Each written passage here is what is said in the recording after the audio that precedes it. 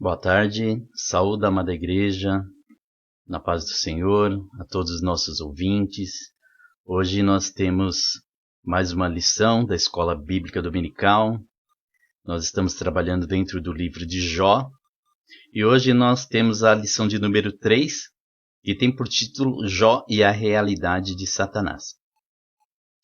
Então, nesse momento, convido cada um de vocês para nós fazermos uma breve oração de agradecimento a Deus por mais essa oportunidade, desse privilégio de ouvir a sua palavra, de nos alimentarmos através dela, e que Deus venha abençoar cada um de vocês. Amém? Soberano e eterno Deus, Pai querido, nessa tarde eu te peço, Senhor, venha ao nosso encontro mais uma vez, Senhor, renova o nosso interior através da tua palavra, nos dá sabedoria, Senhor, através de todo o conhecimento que tem nos proporcionado, Pai querido, Pai amado, nos fortalece, Senhor, pelas armas espirituais que encontramos em Ti, Senhor. Supre as necessidades de cada um dos Teus servos, dos Teus filhos, Pai querido, nesse momento.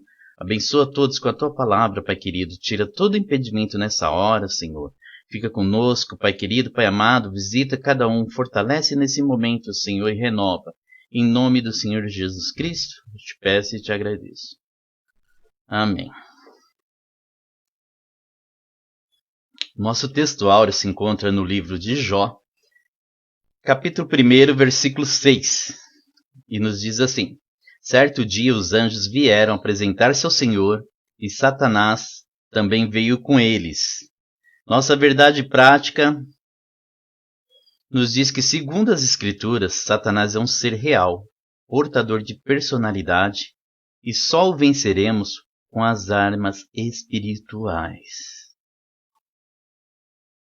Agora convido vocês para nós fazermos a leitura bíblica em classe, e se encontra também no livro de Jó, capítulo 1, versículo 6 ao 12, e depois do capítulo 2, versículo 4 ao 5. Jó 6. Certo dia os anjos vieram apresentar-se ao Senhor, e Satanás também veio com eles. O Senhor disse a Satanás: De onde você veio? Satanás respondeu ao Senhor: De perambular pela terra e andar por ela. Disse então o Senhor a Satanás: Reparou em meu servo Jó? Não há ninguém na terra como ele, irrepreensível, íntegro, homem que teme a Deus e evita o mal. Será que Jó não tem razões para temer a Deus? Respondeu Satanás. Acaso não puseste uma cerca em volta dele, da família dele e de tudo que ele possui? Tu mesmo tens abençoado tudo que ele faz, de modo que todos os seus rebanhos estão espalhados por toda a terra.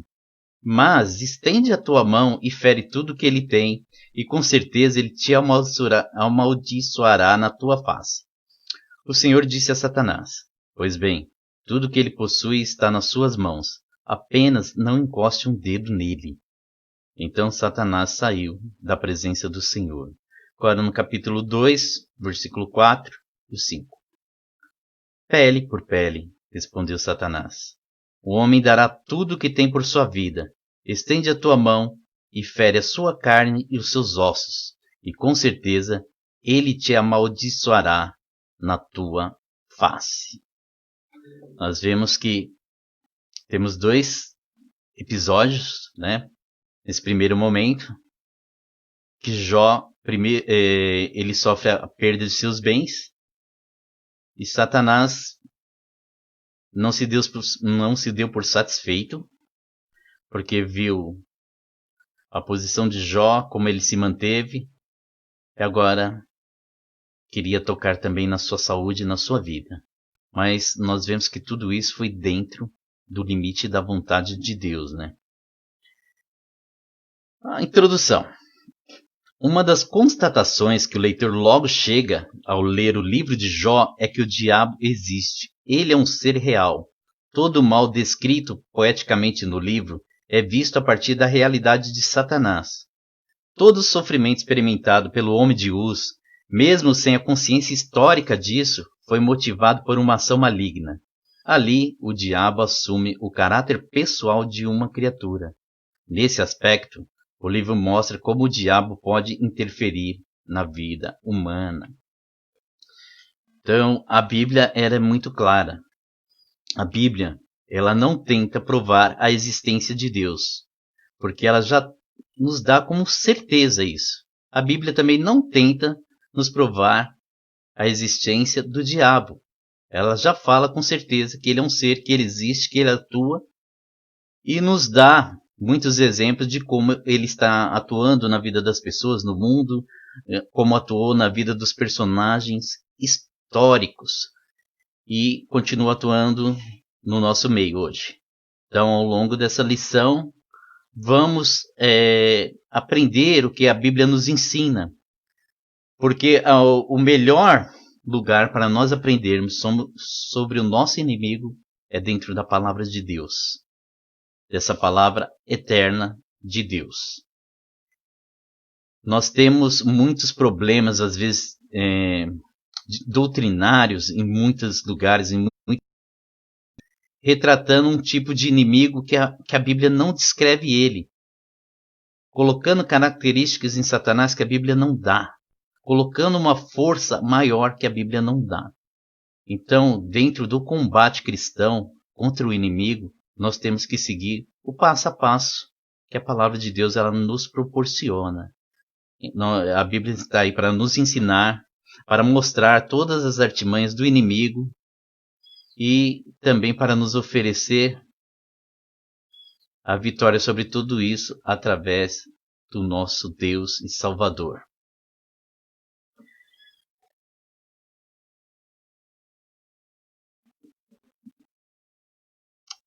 Existem dois pensamentos equivocados sobre Satanás por aí.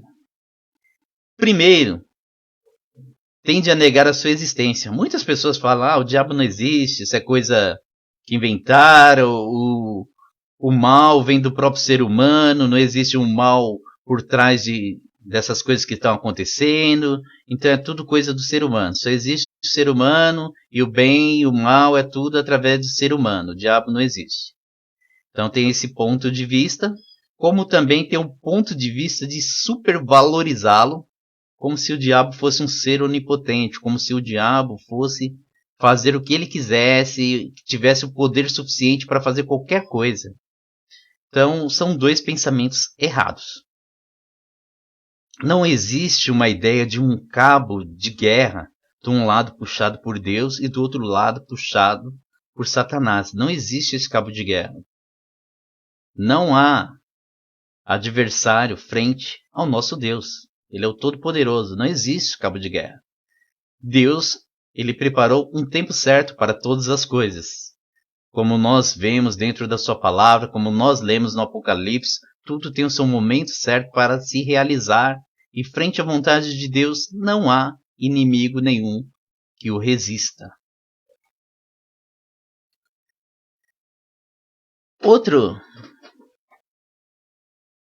pensamento importante também é que o objetivo de Satanás é convencer as pessoas que ele não existe, conforme essa palavra citada aqui por nosso saudoso evangelista Billy Graham. E nós vemos hoje isso nítido em muitos lugares. Por exemplo, nós vemos hoje que existem séries que tentam retratar o diabo apenas como uma pessoa brincalhona, como apenas alguém que quer se divertir, sem muita coisa a ver com a palavra de Deus. E como se ele fosse inofensível.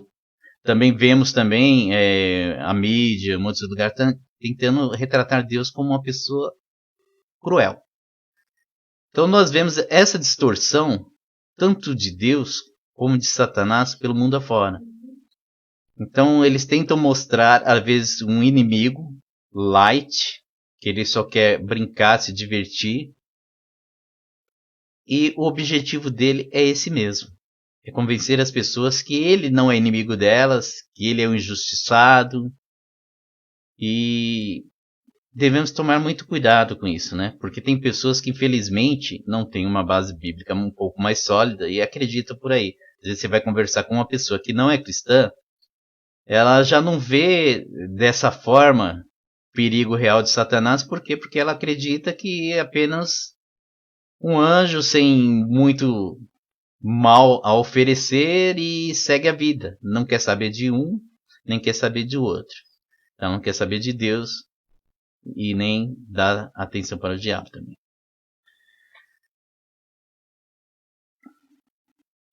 Primeiro ponto que nós vamos ver aqui é o livro de Jó e a natureza de Satanás.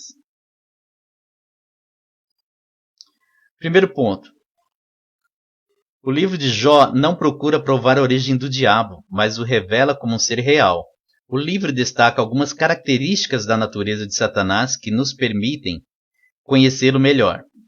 Em primeiro lugar, conforme o livro apresenta, o diabo é um ser espiritual e encontra-se na mesma categoria dos anjos, representada no texto pela expressão os filhos de Deus. Nós vemos que tem muitas versões que chamam os anjos e outras versões que chamam os filhos de Deus. Os anjos são seres espirituais que não pertencem à dimensão natural, mas à sobrenatural. E isso explica, por exemplo, a capacidade da rápida locomoção do diabo quando rodeava a terra e passeava por ela. Então nós vemos que tanto os anjos como o diabo, eles são seres espirituais e pertencem a uma dimensão sobrenatural. Natural, mas sobrenatural. Eles não foram feitos de matéria física como nós, porque nós sabemos que nós temos essas duas partes, a física e a espiritual. Então nós vemos também que Satanás ele tem um certo poder. Quando ele responde à pergunta de Deus, de onde ele vem, ele fala que estava dando uma volta pela terra, estava passeando por ela. Então nós vemos que ele tem uma velocidade impressionante para poder fazer isso, por causa que ele não tem as mesmas limitações físicas que nós. Mas, mesmo assim, ele não é um ser onipresente, como Deus é. Ele não pode estar no lugar que ele quiser, na hora que ele quiser. Não funciona assim porque ele não é onipresente. Ele não pode estar em todos os lugares ao mesmo tempo. Então, aconteceu uma coisa aqui, uma catástrofe aqui, uma coisa estranha aqui, aconteceu uma coisa estranha em outro lado. Devemos lembrar que não foi só Satanás expulso também dos céus, né? Ele teve seus seguidores também. 2. Um ser criado. Satanás é um ser criado, mesmo sendo um anjo dotado de natureza espiritual, ele não é autoexistente. Ele não é eterno como o nosso Deus. Ao contrário de Deus que criou todas as coisas, o anjo que se tornou Satanás teve uma origem. Nem sempre o diabo foi o diabo. Ele foi um anjo bom, como os demais. Assim, ele é uma criatura, não o Criador. Por isso o livro revela que Satanás tem suas ações limitadas por Deus. Ele pode fazer muitas coisas, mas não tudo. Como ele não é autoexistente, e semelhante às outras criaturas que povoam o universo, não é um ser incriado. O diabo é uma criatura limitada. Nós vemos que quando Satanás sai para tentar Jó, Deus coloca limites. Apenas não toque na vida dele. E mesmo que o Satanás quisesse, ele não poderia ultrapassar esses limites. Porque ele é um ser criado e limitado. Ele também é um ser dotado de personalidade. Além do fato de ser um ente espiritual, uma criatura espiritual, o diabo é dotado também de personalidade. Ele é uma pessoa e se apresenta como tal. No livro de Jó, o vemos assumindo atributos de um ser pessoal. Ele fala e possui capacidade argumentativa. Essa mesma característica aparece de forma mais explícita na tentação de Cristo. Mateus 4, 1 ao 11 e Lucas 4, 1 ao 13. Veremos sobre esse texto um pouquinho mais para frente. Então nós vemos que Satanás ele começa a argumentar. Então é um ser que possui essa capacidade argumentativa. Então ele tem personalidade. No livro, além de se expressar verbalmente, Satanás também demonstra possuir conhecimento. Ele sabe o que se passa na terra e como se comportam os homens. Ele conhecia a vida de Jó. Nós vemos que ele dá detalhe. Quando Deus pergunta se ele conhece o seu servo Jó, ele fala: mas tu não desse muitos bens materiais para ele? Não cercasse? Não aumentasse seu gado? Então ele conhecia a vida de Jó. Então, ele tem conhecimento. O apóstolo Paulo sabia que o diabo é um ser que possui perspicácia ou inteligência, quando disse para não lhe ignorar os ardis, suas armadilhas, suas ciladas, e que ele se valia de método sofisticado para atingir as pessoas. 2 Coríntios 2,11. Assim, Satanás usou de seu conhecimento e perspicácia para atacar a Jó. Nós vemos aqui em Efésios 6,11, que nos diz assim: vistam toda a armadura de Deus para poderem ficar firmes contra as ciladas do diabo. Então, nós vemos que para preparar uma cilada é necessário inteligência. E não é uma cilada comum, é uma cilada que ele sabe que vai ser eficaz para quem não está vigilante, né? É igual aquelas ciladas para passarinho. Alguém vai lá, não arma apenas uma arapuca, coloca alguma coisa que o passarinho gosta. Então ele é um ser inteligente. Então, no livro de Jó, nós podemos resumir a natureza de Satanás em 3 pontos, né? Ele é um ser espiritual, ele é um ser criado, então ele não é um ser eterno, pode ser imortal, mas não é eterno. E ele é um ser dotado de personalidade. Então ele pensa, age, maquina. Esse é o resumo da natureza de Satanás. Agora o nosso segundo ponto, que vai tratar sobre o livro de Jó e as obras de Satanás. As obras de Satanás, dor e sofrimento. A introdução do livro de Jó apresenta Satanás como um ser capaz de agir contra o ser humano.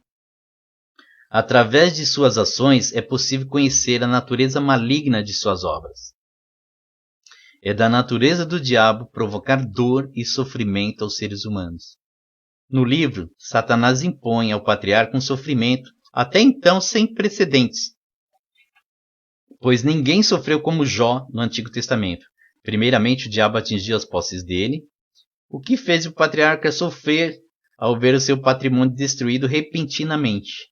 Da mesma forma, houve grande sofrimento em Jó, quando ele viu a tragédia se abater sobre sua casa, então a morte dos seus filhos, no caso, pois sua família foi devastada. Entretanto, o sofrimento do homem de Uz não cessou com a perda da família.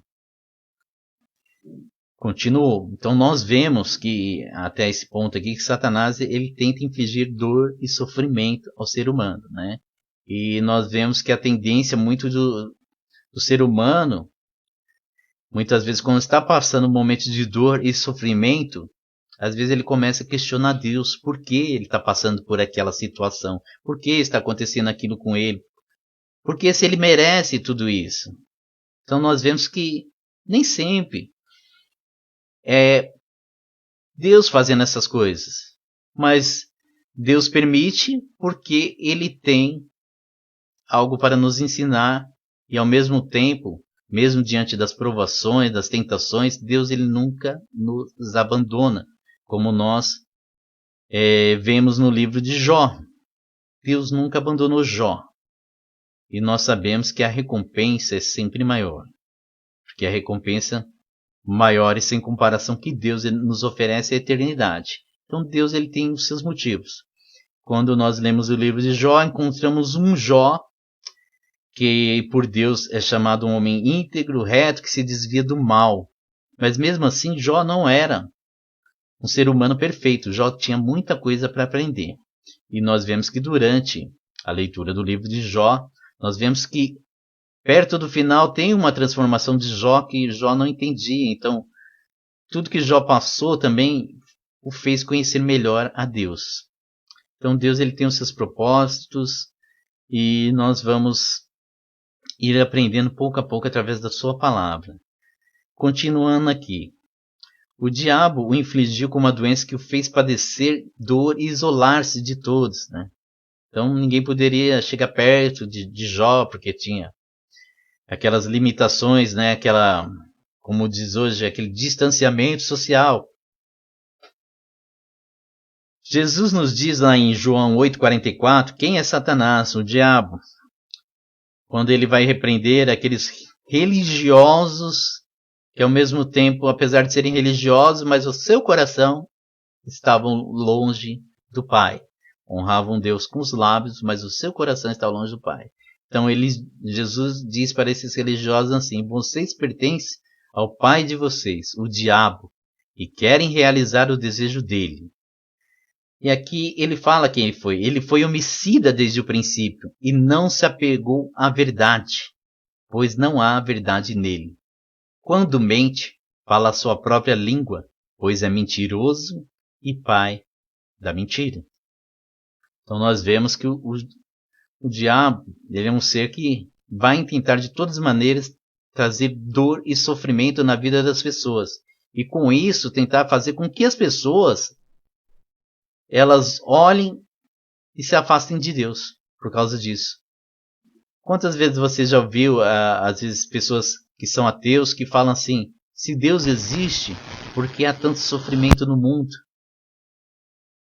Dor e sofrimento também é uma das ferramentas do diabo para tentar afastar as pessoas do Pai amoroso.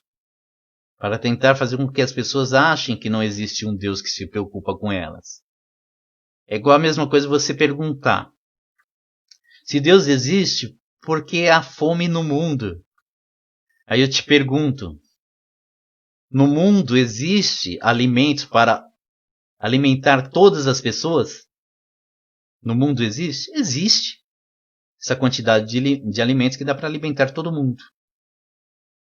Então Deus ele não preparou um mundo que daria para as pessoas sobreviverem bem?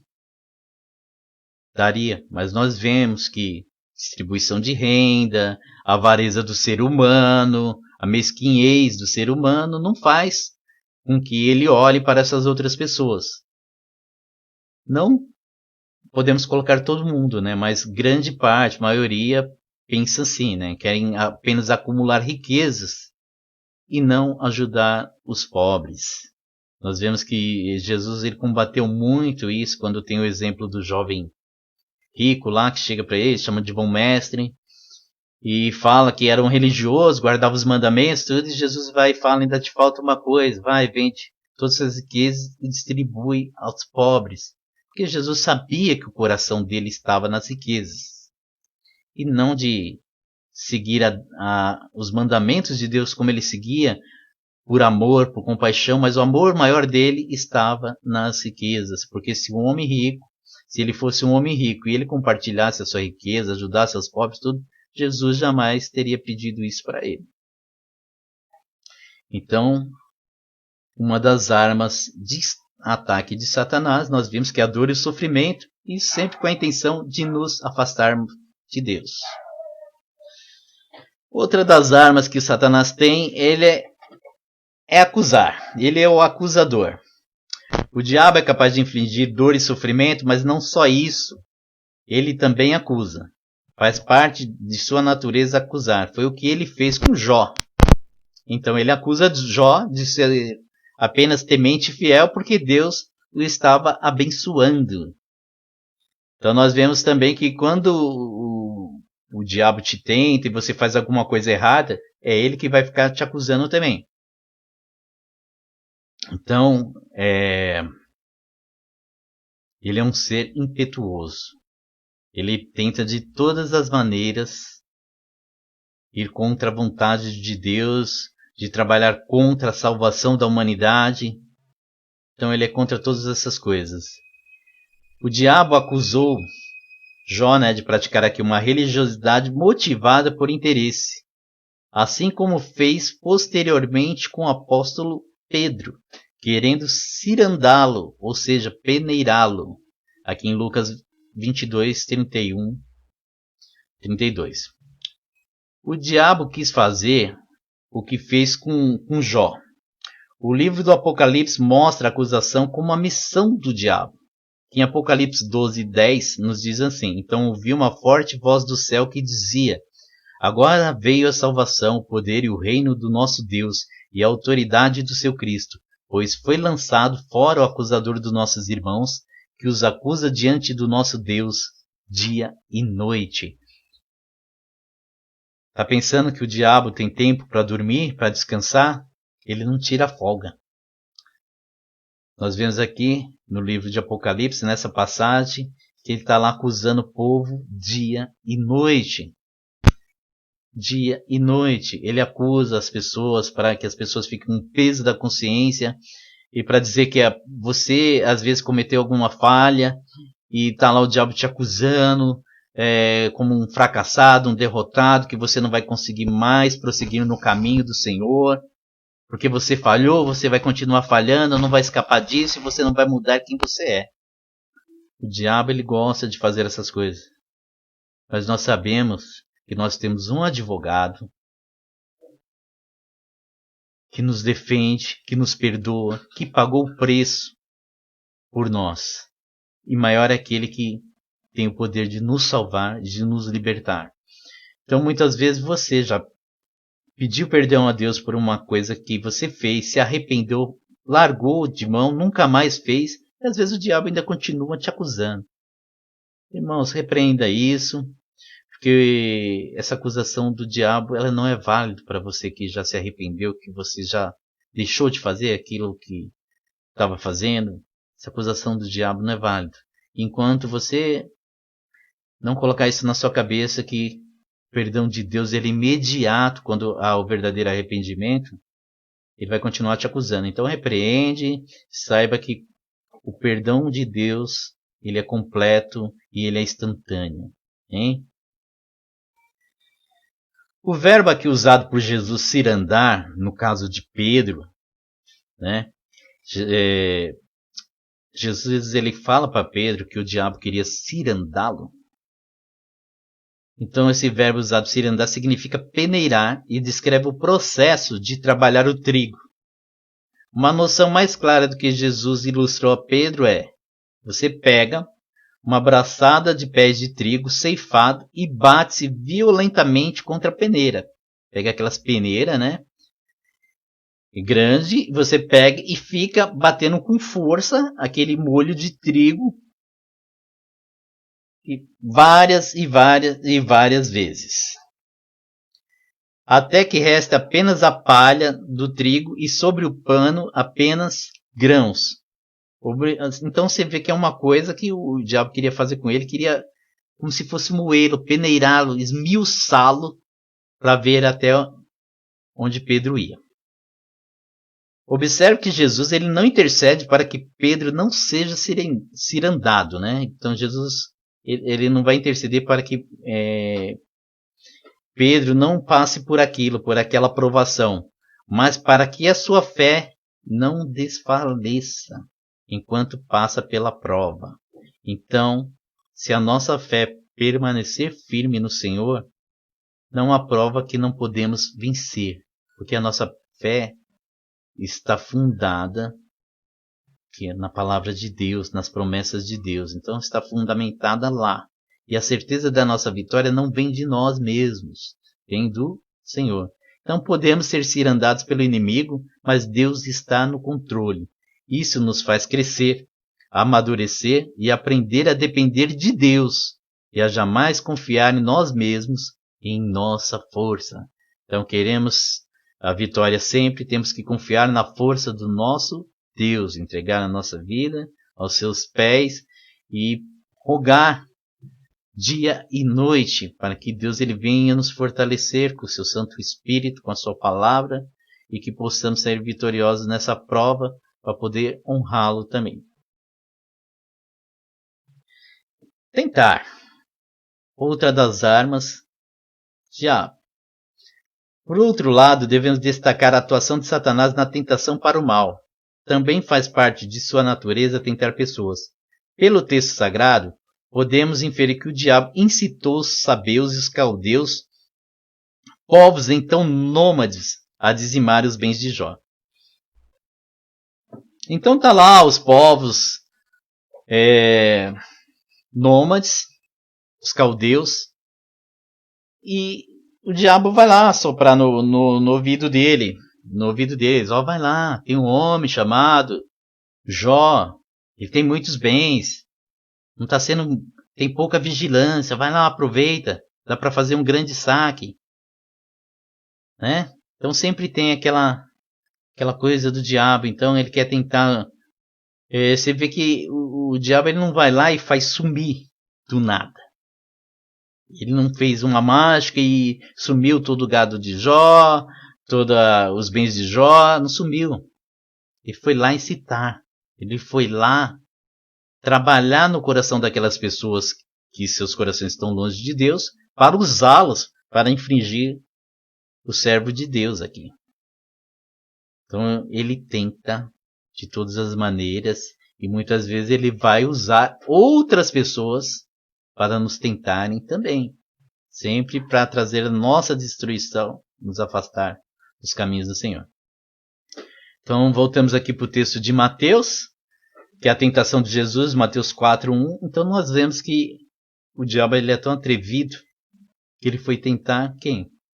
O próprio Deus, Filho, mas encarnado. Então Jesus, como homem, ele tinha suas limitações. Jesus ele sentia fome, sentia sono, sentia cansaço. Então Jesus ele tinha as suas limitações e a palavra de Deus fala que ele em tudo foi tentado, mas em tudo ele foi perfeito. Ele não cedeu à tentação. E você observa aqui que no texto que Jesus, ele, depois de jejuar 40 dias, 40 noites, ele teve fome. Então o tentador ele se aproximou de Jesus e disse: se você é o Filho de Deus, mande que essas pedras se transformem em pães. Se Jesus quisesse fazer isso, ele conseguiria? Conseguiria, claro que sim. Ele é o Deus onipotente também. E ele, como Deus, ele conseguiria fazer essas coisas. Jesus respondeu: está escrito, nem só de pão viverá o homem, mas de toda palavra que procede da boca de Deus. Observe que a resposta de Jesus para o diabo vem da própria Escritura. E ao mesmo tempo, Jesus está dizendo para ele que a dependência dele é do Pai. Jesus está dizendo para o diabo que a dependência dele é do Pai. Então, diante da prova, diante da tentação, nossa dependência tem que estar sempre na direção do Pai. Dependermos dele para vencer. Então o diabo levou a cidade santa, colocou na parte mais alta do templo e lhe disse: se você é o Filho de Deus, jogue-se daqui para baixo, pois está escrito: ele dará ordem a seus anjos a seu respeito, e com as mãos eles o segurarão para que você não tropece em alguma pedra. Jesus também lhe respondeu: também está escrito: não ponha à prova o Senhor, o seu Deus. Depois disso, o diabo levou a um monte muito alto e mostrou-lhe todos os reinos do mundo e seu esplendor. E lhe disse: tudo isto lhe darei se você se prostrar e me adorar.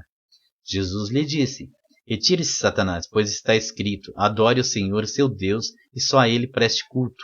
Então o diabo deixou e os anjos vieram e o serviram. Então nós vemos que tudo isso que o diabo tentou tentar Jesus, se Jesus quisesse, ele poderia ter resolvido. Mas ele sempre, para nos deixarmos também como exemplo, ele sempre optou responder a resposta que devemos ter diante das situações, diante das provações. E uma coisa importante que você tem que saber é: o diabo não vai te tentar com aquilo que você não quer. Que a sua parte humana, sua parte carnal, aquela natureza conflitante com a espiritual, de tanto o apóstolo Paulo fala, que é a luta da carne contra o espírito. Então o diabo não vai te tentar com aquilo que você não quer. Então Jesus ele tinha fome. Vemos que depois de tudo isso, os anjos serviram, ele comeu. Então Jesus tinha fome. Então o diabo foi tentar algo que ele queria comer. Só que Jesus ele sabia que teria uma hora certa para isso. Então nosso coração tem que estar sempre vigilante. E os nossos desejos carnais, nossos desejos humanos, eles devem estar aos pés do Senhor. Para que Deus venha nos direcionar, para que Deus ele venha nos dar do fruto do Espírito e nossos desejos sejam controlados de acordo com a sua vontade para exaltá-lo e para honrá-lo, né? Então o diabo jamais vai te tentar com aquilo que você não quer. O diabo não vai chegar com um copo cheio de areia e vai falar assim, ó, pega esse daqui que isso aqui é gostoso.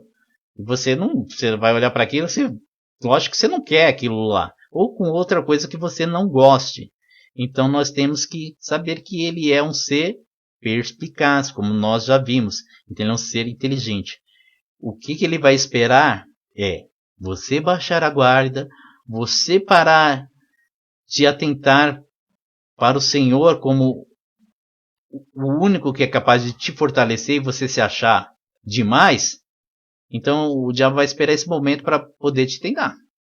Então nós sabemos que a nossa vida ela tem que estar sempre aos pés do Senhor, tem que estar sempre na sua dependência. E o diabo, nós vemos que ele não para, é dia e noite tentando destruir os servos de Deus, tentando afastar a humanidade de conhecer ao Senhor.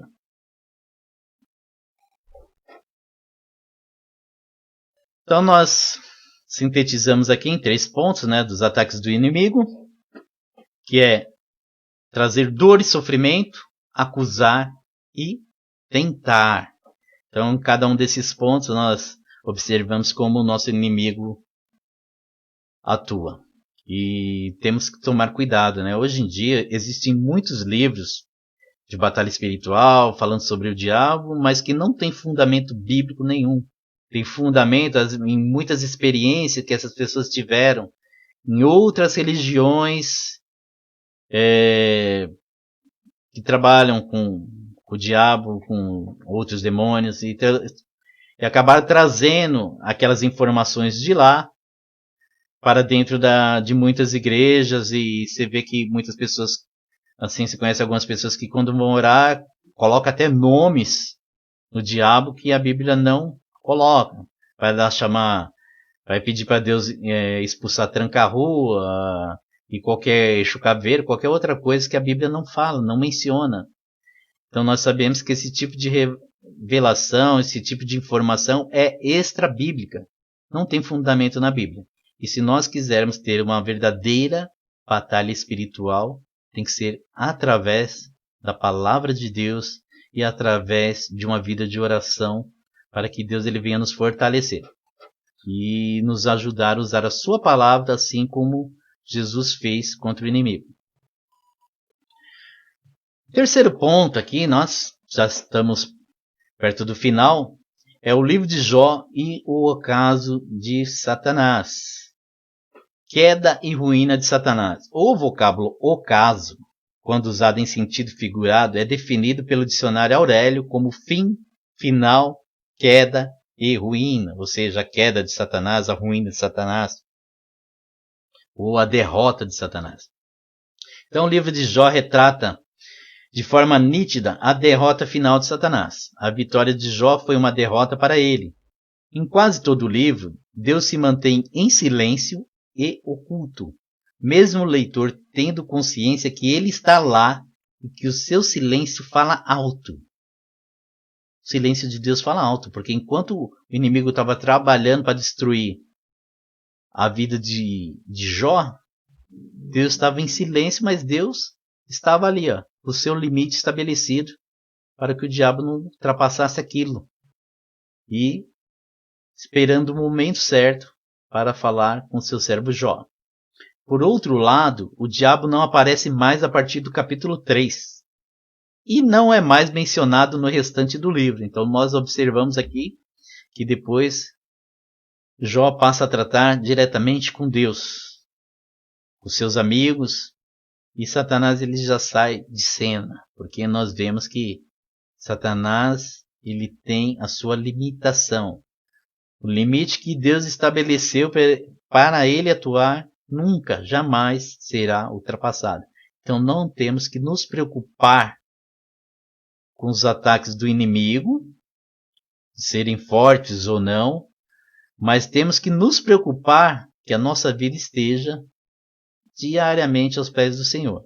Se nos preocuparmos em primeiro lugar, estarmos com a vida aos pés do Senhor, não teremos que nos preocupar com os ataques de Satanás, porque sabemos e saberemos em nosso coração que Deus está conosco e que toda aquela provação Deus nos fará vitorioso. Então, o propósito do livro sobre Satanás é pô-lo em evidência. Nem tampouco ele tem o interesse de superestimar o mal. Por isso que o livro de Jó ele já define que Satanás ele é limitado. O livro de Jó mostra que Satanás não conseguiu o seu intento, que era fazer com que Jó blasfemasse. Então o livro de Jó serve para nos mostrar as artimanhas do inimigo e suas limitações. Jó e o testemunho de Deus. O livro tem um início dramático, mas um final glorioso. Jó foi submetido a uma prova de fogo, e mesmo sendo chamuscado pelas chamas do sofrimento, saiu vivo e vitorioso. Deus nunca o abandonou. A graça estava oculta, mas estava lá. No momento oportuno, ela se manifestou. Da mesma forma que a graça de Deus se manifestou trazendo salvação a todos os homens, ela também se manifestou trazendo alívio, paz e livramento a Jó. Deus mesmo, no momento certo, testemunhou que Jó era o homem que ele sempre disse que era, justo, reto e temente a Deus. Jó 42, versículos 7 e 8, vamos ler aqui. Depois que o Senhor disse essas palavras a Jó, disse também a Elifaz de Temã: estou indignado com você e com seus 2 amigos, pois vocês não falaram o que é certo a meu respeito, como fez meu servo Jó.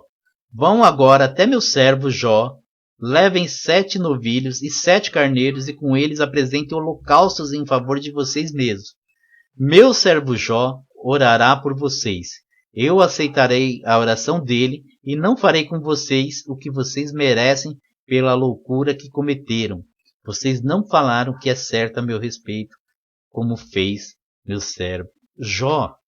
Então Deus aqui está dando testemunho de Jó. Então Deus confirma quem Jó era. Mas nós vemos que Jó ele teve um crescimento da sua fé diante de tudo aquilo que ele passou. Jó também passou a compreender melhor quem era Deus. Os amigos de Jó tentaram julgar Jó apenas pela aparência, apenas por aquilo que eles viram acontecer.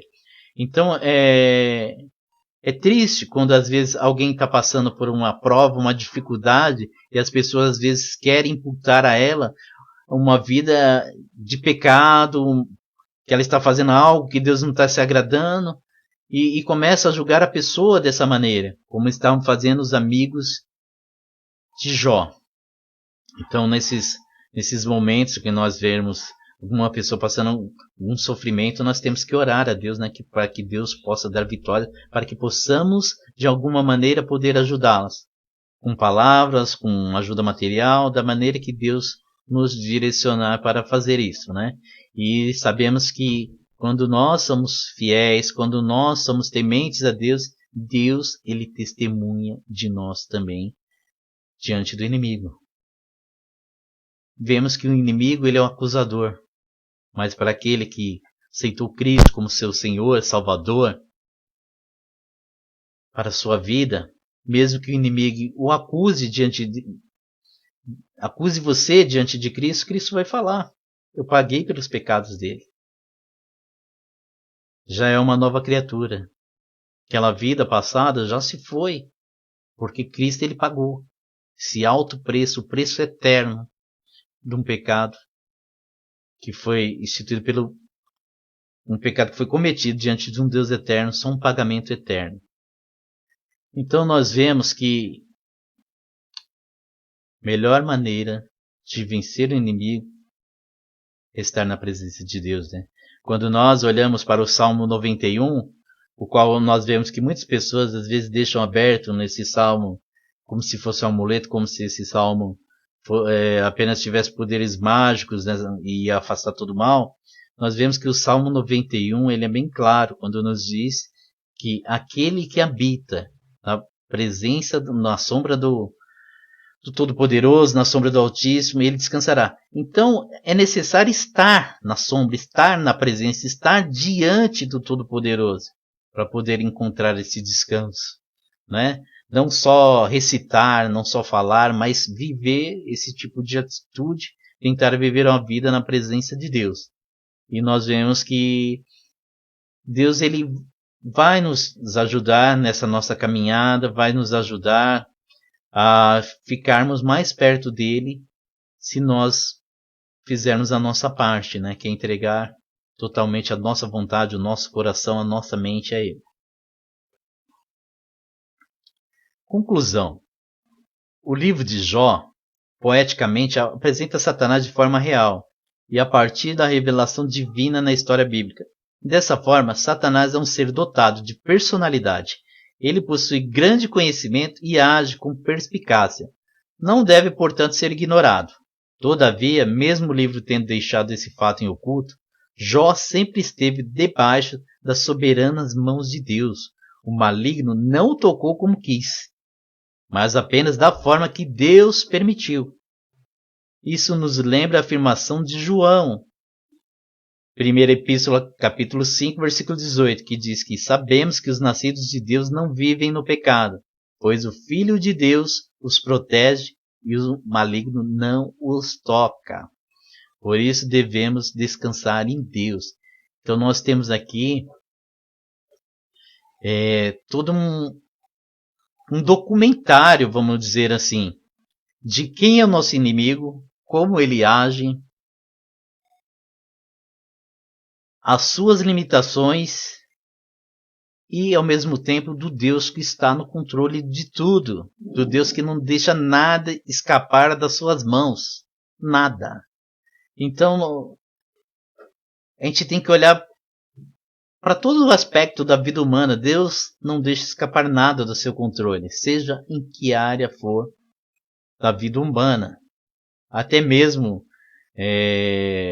na nossa vida pessoal, na vida política, no andamento do mundo aí, nada foge do controle de Deus. Então nossa esperança não pode estar dentro também de um sistema político.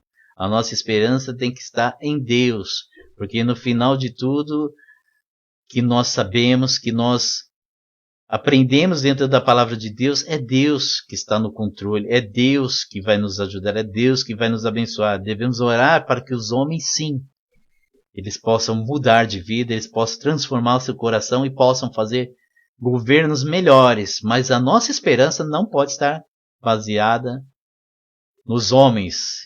Nosso coração tem que estar em Deus, porque quando baseamos a nossa esperança em um governo, alguma coisa, você vê aí o diabo também nos usando para poder causar intriga, causar separação entre irmãos. Então todo dia tem uma nova polêmica de qualquer outra coisa, de qualquer outro assunto. Mas o importante é que Deus nos direcione e que possamos viver sempre em comunhão, buscando resgatar os que estão perdidos, buscando fortalecer os que estão enfraquecidos, e isso sempre com a presença de Deus ao nosso lado. Para terminar, eu quero deixar para vocês aqui Romanos 8, 37 e 39, que nos diz que em todas as coisas somos mais que vencedores, por meio daquele que nos amou. Aquele que garante a nossa vitória, ele também nos ama. Pois estou convencido, não é que eu ache, não, eu estou convencido de que nem a morte, nem vida, nem anjos, nem demônio, nem o presente que estamos vivendo, nem o futuro que vai acontecer, nem quaisquer poderes, nem altura, nem profundidade, nem qualquer outra coisa na criação será capaz de nos separar do amor de Deus que está em Cristo Jesus, nosso Senhor. Amém, irmãos? Fique com essa palavra de Deus para a sua vida, que Deus os ajude nessa caminhada, nessa luta diária. Nunca baixe a guarda, sempre esteja aos pés do Senhor. Continue orando uns pelos outros, por mim, assim como eu oro por vocês. Que Deus nos abençoe junto. Vamos terminar essa aula com mais uma oração. Amém? Convido a todos vocês. Ó Deus eterno, Deus soberano, Deus criador, Deus onipotente, onisciente, onipresente, que conhece todas as coisas. Eu te peço, Senhor, nessa hora, mais uma vez, que o Senhor venha, Senhor, contemplar a vida dos meus irmãos, das minhas irmãs, de todos os ouvintes. Pai querido, Pai amado, supre suas necessidades, renova-os, fortalece, enche com teu Espírito Santo, enche de sabedoria da tua palavra em suas vidas, Pai querido, Pai amado, abre as portas de emprego, visita, Senhor, os hospitais, os lares, as ruas, onde estiverem enfermos, Pai querido, Pai amado, traz a cura, Pai querido. Ó Senhor, abençoa, Senhor, traz a salvação, Senhor, para os nossos familiares, para aqueles que ainda não conhecem a Ti. Traz, Senhor, essa alegria de poder conhecer, Senhor, o Teu amor, Senhor. Ó Deus Santo, Deus Todo-Poderoso, nos ajuda, Senhor, a entender, Senhor, as estratégias do inimigo, Senhor, que tenta nos afastar dos Teus caminhos, Senhor amado. Pai querido, que a Tua palavra fique gravada no nosso coração, na nossa mente, em toda a nossa vida, Senhor. Ajuda-nos, Pai querido, Pai amado, abençoa todo esse teu povo, Senhor. Se fortalece dia a dia, Pai. É o que eu te peço e te agradeço em nome do Senhor Jesus Cristo. Amém, irmãos, irmãs. Paz do Senhor, que Deus continue abençoando todos vocês.